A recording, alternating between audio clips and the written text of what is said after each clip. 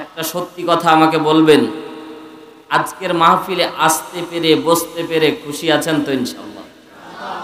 আমার আসার সময় মনে হচ্ছিল গত রাত্রে আমরা কোটচাঁদপুর থেকে উঠেছি কালীগঞ্জ, রাত 11টা ট্রেন 5:30টার দিকে এসেছে। সারা রাত স্টেশনে বসে কাটিয়ে দিতে হয়েছে, শুধুমাত্র এই দিনের জন্য এসেছি। তবে মনটা চাচ্ছিল আর মনটা বলতেছিল যে আজকের যারা শ্রোতা হবে তারা মুনাফিক শ্রোতা এখানে আসতে পারবে না। কথা ঠিক না বেঠিক? কেন বললাম? কারণ এই ঠান্ডাকে উপেক্ষা করে এখানে বসে থাকা চারটিখানি কথা না।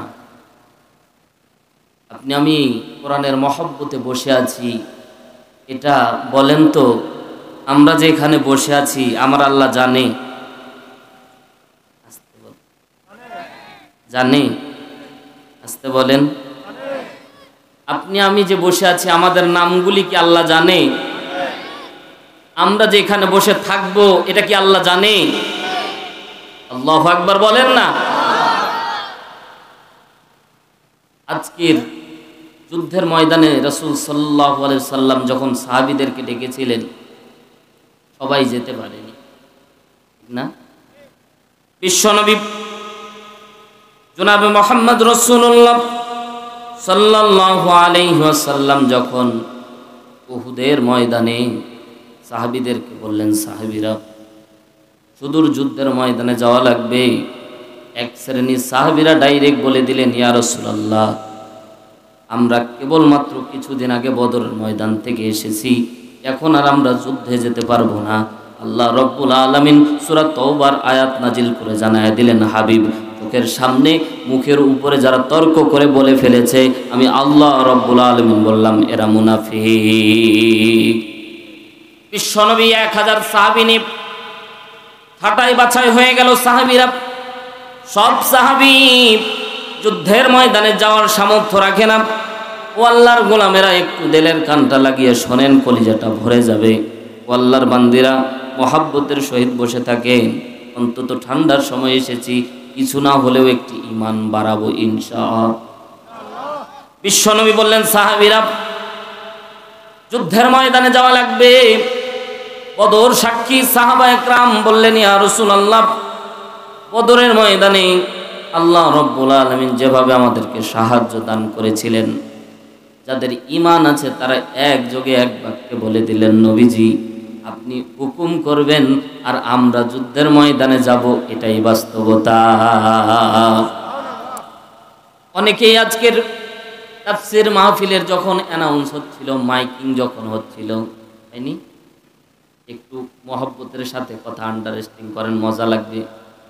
মাইকিং যখন হচ্ছিল, আল্লাহর কসম করে বলি, দুই শ্রেণীর মানুষ এক শ্রেণীর মনে মনে চিন্তা করেছিল, আরে এত ঠান্ডার ভিতরে কোশ্চিন কালেও আমরা কিন্তু মাহফিলে যাব না, ল্যাপের তলে বসে বসে আমরা কি করব, মাহফিল শুনব, এবং অলরেডি শুনতেছে, ঠিক না?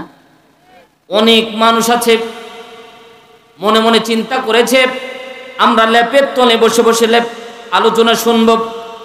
সম্মানিত ভাইয়েরা আমার, যদি ল্যাপের তলে শুয়ে শুয়ে যদি আলোচনার মূল বিষয়বস্তু আপনাকে বোঝানো যেত, এত কষ্ট করে বসে থাকার কোনো প্রয়োজন ছিল না। মাইকিং করে দেওয়া হতো যে সবাই ল্যাপের তলে থাকবে আর হুজুর এসে ওয়াজ করে দিয়েছিল, এরকমই হওয়ার দরকার ছিল না, কিন্তু তা না। বিশ্বনবী যখন সাহাবীদেরকে বললেন, তাদের সাথে একটু আন্ডারস্ট্যান্ডিং করতেছি মুসলমান, গভীর মনোযোগ দেন। যাদের কানের মধ্যে আওয়াজ যাচ্ছে, ও মুসলমান, আর কত সময় ঘুমিয়ে থাকবা? ঘুমার ভান করে আর কত সময় থাকবা? এই ঘুমার ভান করে থাকার জন্য আজকে নাস্তিক মুরতাদ আমাদের কোরআন নিয়ে তারা ছিনিমিনি খেলছে। কথা বলেন ঠিক কি না? এই যে কিছুদিন আগে, কিছুদিন বল রিসেন্ট, একজন চিত্রনায়ক, নাম কি বলেন তো? আরে মাহিয়া মাহি তো নায়িকা গো, কত টেরাক অলরেডি উল্টে গেছে। ফেরদৌস তো আল্লামা ফেরদৌস হয়েছে, সে তো মনে করেন জায়গা মতো চলেই গেছে। ওটের এক জায়গা মতোই ভিড়ছে, কথা কন ঠিক কিনা? এই রে মাহিকে নিয়ে যে পাবলিকের এত খেপলো, পাই কোন জায়গায় ভোট দিব তা কই সবার নাই, কই নাকি বল। জাহিদ খান, নাম কি? জাহিদ খান রিসেন্ট বলতেছে যারা 5 ওয়াক্ত নামাজ পড়ায় এরা নাকি শয়তান। আসতে বলেন, এরা বলৎকার করে, এরা সমাজের ভিতর নাকি সবচেয়ে নিকৃষ্ট। নাউজুবিল্লাহ বলবেন না। এক এক করে এক একটা টাকলা মুরাদের মতো এক একজন মাঝে মাঝে মাথা চারা দিয়ে উঠে। সমস্যা কোন জায়গায় জানেন? সমস্যা হচ্ছে এক জায়গায়, সেটা হচ্ছে আমরা মুসলমান আজও একতাবদ্ধ না হওয়ার কারণে এসব নাস্তিক মুরতাদ মাঝে মাঝে উঠতেছে। একটা নাস্তিকের যদি কলজা চিরা হতো, আল্লাহর কসম করে বলি জাহিদ খানের মতো কুলাঙ্গার ইমামদের নিয়ে কথা বলতে পারতো না। কথা বলেন ঠিক কিনা? কত বড় সাহস, ইমামকে নিয়ে কথা বলে। 5 ওয়াক্ত নামাজের ইমাম সাহেব, আল্লাহর কসম করে বলি এই সমাজের লাঞ্ছিত, এই সমাজের সবচেয়ে বঞ্চিত যদি কেউ থাকে তো ইমাম আছে। এত অল্প বেতনে কেউ থাকে না। কথা বলেন না কেন? থাকবেন আপনি? কিসের ঝড়, কিসের বৃষ্টি, আপনাকে দায়িত্ব পালন করাই লাগবে। 1 ওয়াক্ত না থাকলে 10 জন মুসল্লির 10 রকম কথা শোনা লাগবে, ঠিক না? হুজুর অসুস্থ হয়েছে, আসতে পারেন, জীবনও তো জিজ্ঞাসা করলেন না হুজুর কেন আসতে পারেন, প্রয়োজনটাকে জিজ্ঞাসা করেন। তা না করে বেতন দিয়ে রাখি, আসেন না কেন? তোর বাপের কেনা গোলাম নাকি? যারা ইমামের পিছনে দাঁড়িয়ে ইমামের বিপক্ষে চক্রান্ত করবে, আল্লাহর কসম করে বলি এদের মতো মুনাফিক আর কেউ হতে পারে না। কথা বলেন ঠিক কিনা? নামাজের পরে আপনার বাবার জন্য দোয়া কে চায়? বলেন না, কথা বলেন না। কে চায়? লম্বা সময় চোখের পানি ছেড়ে কান্না করে ইমাম। বাবা মারা গেছে, বাবার জানাজা করানো লাগবে, ইমাম সাহেব। দোয়া পড়ানো লাগবে, ইমাম সাহেব। মেয়ের বিয়ে পড়ানো লাগবে, ইমাম সাহেব। ছেলে হয়েছে, রাত 2টার দিকে ফোন দেয়, হুজুর তো আজান দেওয়া লাগে। আরে ভাই তুই আজানটাও দিতে পারিস না, হুজুর শুদ্ধ হয় না, তো আসেন কষ্ট। তোর বাচ্চা হয়েছে, তোমার বাচ্চার কানে আজান পৌঁছায় দেওয়ার দায়িত্ব ইমামের। আবার এই ইমামকে নিয়ে কটূক্তি করো, ইমামকে নিয়ে ইমামের সমালোচনা করো, তোমার মতো নাফরমান আর কেউ নাই। কথা বলেন ঠিক কিনা? এক নাস্তিককে যদি বাংলাদেশের মধ্যে বিচার কাস্টে নিয়ে গিয়ে তার কলিজা ছিঁড়ে যদি বের করে যদি জাতির সামনে দেখানো যেত, আল্লাহর কসম করে বলি কোন নাস্তিক মাথা জুড়ে দাঁড়াতে পারতো না। কথা বলেন ঠিক কিনা?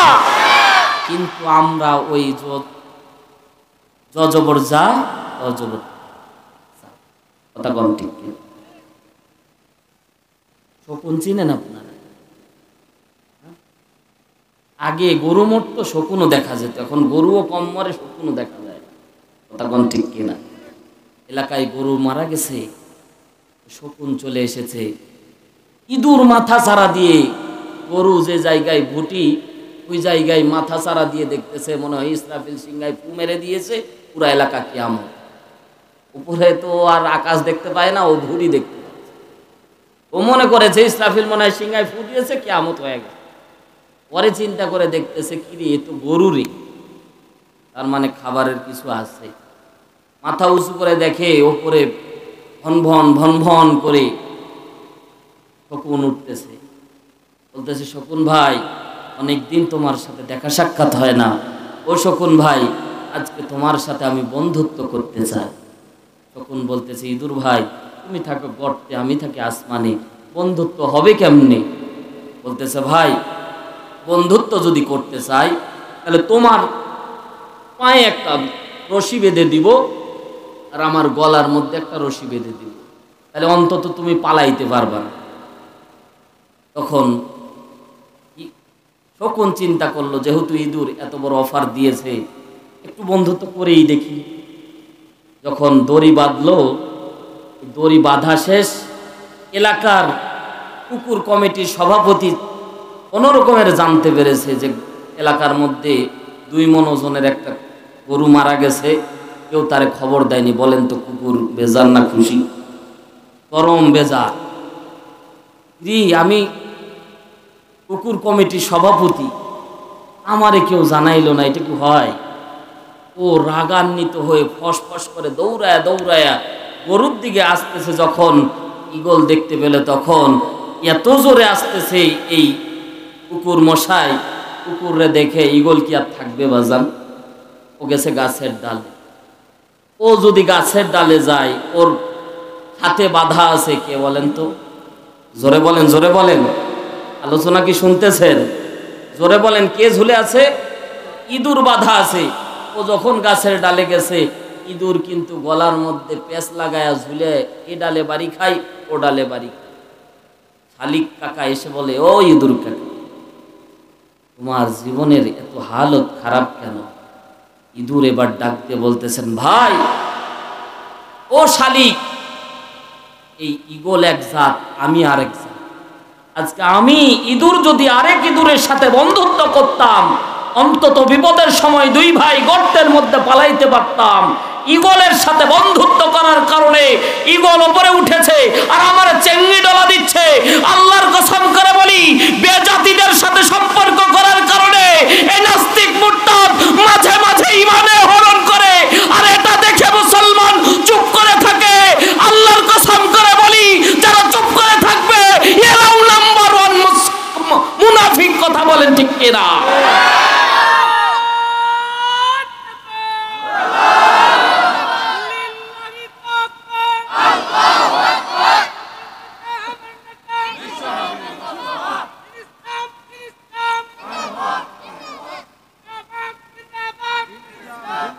দিন ইসলাম জিন্দাবাদ করে লাভ আছে, দিন ইসলাম কায়েম করা লাগে। ওবাজান, আপনারা কি রাগ করতেছেন? আলোচনা কি চলবে? ওবাজান, আমাদের ঈমান না, কি নাই? ঈমান না থাকলে জান্নাতে যেতে পারবেন না। ছাপ কিয়ামতের দিন আপনাকে যদি আমি 60,000 টাকা দিই, 50,000 টাকা দিই, নিবেন না আপনি? এই কি কয় নিব না? এমন পাগল কি আছে? 60,000, 50,000, 60,000 দিব, কমলপুরের মানুষ নেবে না, এরকম মানুষ আছে গো? আছে, আছে, আসি রে ভাই, আসি নাকি? ও ভাই, 50,000 টাকা দিব, নিবেন না? কারা কারা নিবেন? হাত উঠান তো একটু, হাতটা একটু বাইর করেন, বাইর করেন একটু হাত। আর কারা কারা নিবেন না এবার হাত উঠান। আরে ভাই নেন, টাকা নেন, ভালো। আমার টাকাও দিচ্ছি না, আপনাদের বলতেছি, যদি 50,000 টাকা দিই আর আপনাকে যদি শর্ত দিই নিজের হাত নিজে চাবায়া চাবায়া খাবেন, রাজি আছেন কেউ? পাগলেও রাজি হবে, 1 লাখ টাকা দিলেও কেউ রাজি হবে না। কথা বলেন ঠিক কিনা? কিয়ামতের দিন মানুষ 11টি কারণে, গোটা কোরআন রিসার্চ করে দেখলাম, 11টি কারণে মানুষ আফসোস করবে আল্লাহর দরবারে। হায় হায়, দুনিয়ার মধ্যে 1 নাম্বার আফসোস করবে মানুষ ঈমান হারা যারা কিয়ামতের দিন উত্তোলিত হওয়ার পরে তারা নিজ হাতে নিজে কামড় মারবে, হাতের মাংসগুলি ছিঁড়ে ছিঁড়ে ফেলে দেবে। ও আল্লাহর বান্দারা, একটু গভীর মনোযোগ দেন।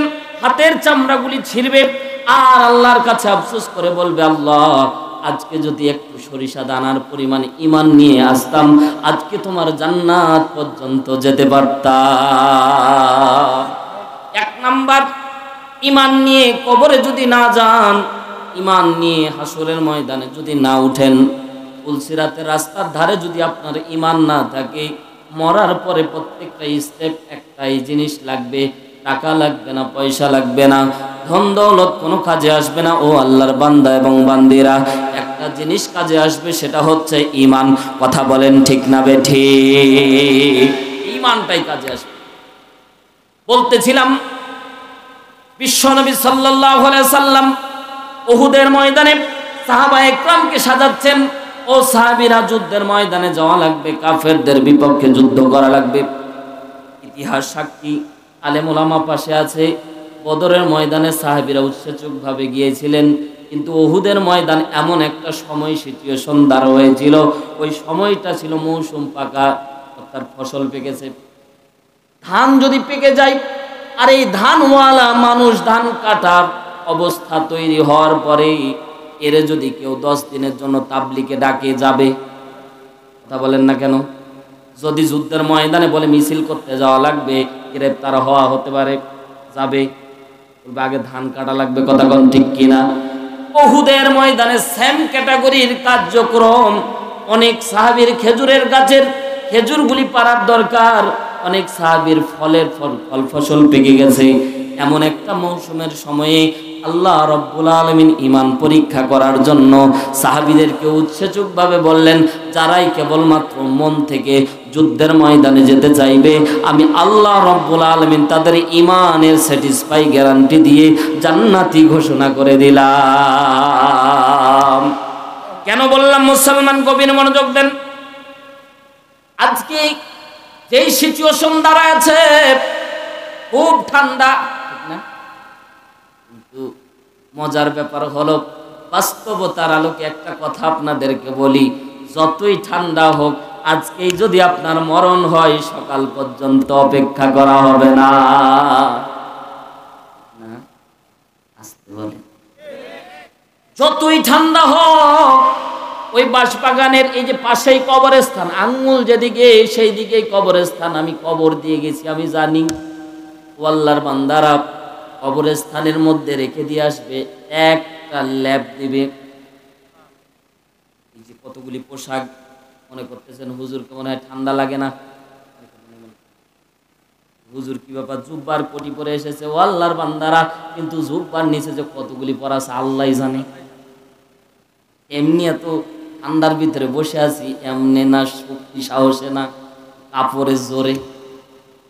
কিন্তু আল্লাহর কসম করে বলি, এখনই যদি আমার প্রাণবায়ু চলে যায়, রূহ সম্পর্কে জিজ্ঞাসা করা হলো, ইয়াসআলুনাকা আনির রূহ, ও হাবিব বলে দেন রূহ সম্পর্কে যখন প্রশ্ন করে, রূহ জিনিসটা কি? আল্লাহ রাব্বুল আলামিন বলেন, কুলির রূহ মিন আমরিল্লাহ। রূহ হচ্ছে আল্লাহর একটা আদেশ, দিয়ে দিয়েছে, হারুনের আদেশ চলতেছে। বডির ভিতরে স্বাস্থ্য বিজ্ঞান গবেষণা করে কোনো জায়গায় রূহ খুঁজে পাওয়া যায় না। আল্লাহ বলেন, বান্দা আমি বলেছি চল, তো চলতেছে। যেদিন বলবে চলবে না, সেদিন কিন্তু বন্ধ হয়ে যাবে। দুনিয়ার জমিনের সব কার্যক্রম, ব্যস্ততা, সব কিছু পরে থাকবে। এত পোশাক পরে আছি, নামি দামি পোশাক সব খুলে নিয়ে 3.5 হাত কাপড়ের কাপড়ে প্যাচেট চকলেটের মতো মুড়ি দিয়ে আপনাকে আমাকে কবরস্থানের মধ্যে রেখে দিয়ে আসবে, 2 দিন সময়ও নিবে না। একটু গভীর মনোযোগ দেন মুসলমান। বিশ্বনবী সাহাবীদেরকে বলছেন, সাহাবীরা যুদ্ধের ময়দানে যাওয়া লাগবে। আল্লাহর নবীর সাহাবীদের 2টা টিম, 2 রকমের দল তৈরি হলো। এক ধরনের সাহাবী বলছেন, ইয়া রাসূলুল্লাহ, একটা অজুহাত পেল, মানুষের হাত কয়টা বলেন তো? জোরে বলেন না কেন? হাত কিন্তু মূলত 3টা, একটা ডান হাত, আরেকটা বাম হাত, আরেকটা হচ্ছে অজুহাত। অজুহাত দিতে বাহাদুর, কিন্তু কোন অজুহাত সেদিন কাজে আসবে না। আল্লাহর বান্দারা একটু মনোযোগ দেন, কোন অজুহাত আপনার আমার কাজে আসবে না। এই দুনিয়ার চিরচাইত নিয়ম অনুযায়ী আপনাকে আমাকে কবরস্থ করতে মানুষ 2 দিনও দেরি করবে না, কারণ লাশ পচে যাবে। মরবেন না কেউ, বাইরে মরা লাগবে। কথা কোন ঠিক কিনা? পরকালে যাওয়াই। আল্লাহর নবী বলছেন, সাহাবীরা যুদ্ধের ময়দানে যাওয়া লাগবে, 2 শ্রেণীর মুসলমান পাওয়া গেল, 1 শ্রেণীর মুসলমান। সাহাবীরা বলছে, ইয়া রাসূলুল্লাহ, অজুহাত কারা করলো? ও নবী, ফল ফসল পাকার সময় আসলো, এই সময় আমরা যেতে পারবো না। আরেক ধরনের মানুষ পাওয়া গেল, যারা বললেন, ইয়া রাসূলুল্লাহ, আমাদের জীবন যৌবন সব কিছু আল্লাহর রাস্তায় ওয়াকফ করে দিয়েছি। লিল্লাহে তাকবীর।